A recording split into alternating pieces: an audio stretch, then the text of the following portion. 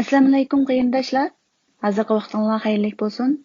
Oldi bilan hozirgacha meni qo'llab, ilhom baxsh inkaslarni berib, yo'llaganlarimni hambarlab kelgan qarindoshlarga chin ko'nglimdan rahmat aytaman. Bundan keyinmi qo'llashni aymag'aysizlar. Bugun oldin qitim tunishtirgan kitobning 2-bobi bilan tunishib o'tamiz. Agar ta'limlar qiliniga yangi bo'lsangiz, a'zo bo'lib, yoqtirganlaringizni hambarlab qo'ygaysiz.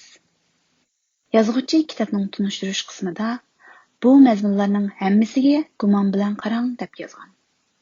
Demakchi, o'zingiz to'g'ri deb qaragan yerlarni turmushingizda tatbiqlab beqing.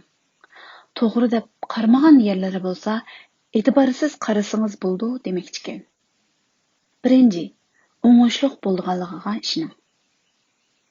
O'xshash hodisaga nisbatan ijobiy tarafini o'ylash yoki passiv tarafini o'ylash u bizning tanlashimiz. To'xtamay aktiv omillarni izlab, buni qanday qilganda yaxshi qila olaman degan o'ylash kerak. Shunday qilganda kelgusiga nisbatan umidvor bo'lg'ul bo'ldi. Lekin bu deganlik qiyinchiligimizni inkor qiling deganlik emas. Agar ijobiy yoki salbiy izohlashga bo'ladigan ahvolga yo'liqsangiz, nimishqa malla bundoq kunni ko'raman degandek savollarni so'rashdan saqlaning. Balki qarashingizni o'zgartib, men bu ishdan nimani o'rgana olaman deb o'ylang. Shu vaqtda o'ylagan ishingizni yozib qoldiring. Shunday qilganda hayotingizdagi o'xshamagan voqealarning sizga nimadan darak berganligini ko'ra olasiz. Baribir shunday bo'lgan ekan, yaxshi tarafga o'ylash aqlonlik. Ikkinchi, o'zingizning qobiliyatiga ishoning.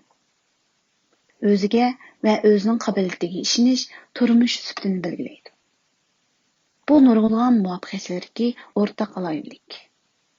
Muvaffaqiyat qozonuvchilar o'zining g'alaba qilganligiga ishonadi.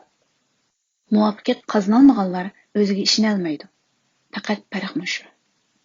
Shunga o'zingizga qila olayman deb aytishingizni tavsiya qilaman. O'zingizning muvaffaqiyat qozongan vaqtdagi holatingizni tasavvur qilib odatlaning. Doim cho'qim qila olayman degandek kuchli irodali gaplarni ishlating. Ishonch qancha kuchli bo'lsa, muvaffaqiyat qozonish ehtimolligi shuncha yuqori bo'ladi.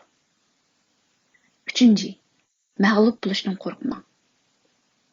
O'zining sog'lom obraz bo'lgan odamning bundoq obraz yo'q odamlardagi farq shuki, ular ichki dialogini kontrol qilib, uni yaxshi tarafga bura oladi.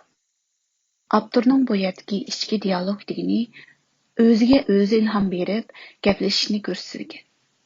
Masalan, xizmatni yaxshi qilgan vaqtingizda bugun men yaxshi qildim deb o'zingizni maqtash orqali yanada olg'a ilgarilash uchun kuch to'plang.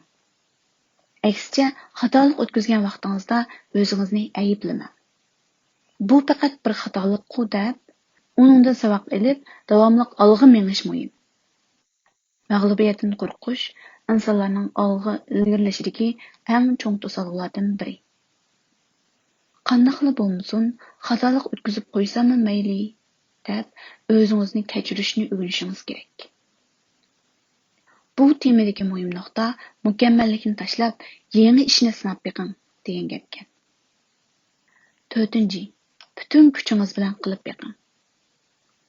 Amerikalik shoir Thomas Maton degan kishi shunday deb yozgan. Nurg'unlagan kishilar tushunmaydigan kichikgina haqiqat bor. U bo'lsa-mu, qiyinchilikdan o'zini tortgan siri qiyinchiliklar ko'paydi. Azoblanishdan qancha qo'rqqan siri kichikgina ishdanmi azoblanadi. Nurg'ulg'an kishilarning sinab boqqisi bor, lekin mag'lub bo'lishdan qo'rqadi. Amaliyotda nurg'ulg'an ishlarda mag'lub bo'lsa-mu, cho'ng ish yuz berib ketmaydi. Lekin keyingi bir kunlarda o'zining burun bu ishlarni sinab boqmaganligini eskelib, pushaymon qilishdek azobliq ish bo'lmasi kerak. Shunga qarashingizni g'alaba qilsam qandoq bo'lar deganga o'zgartib beqing.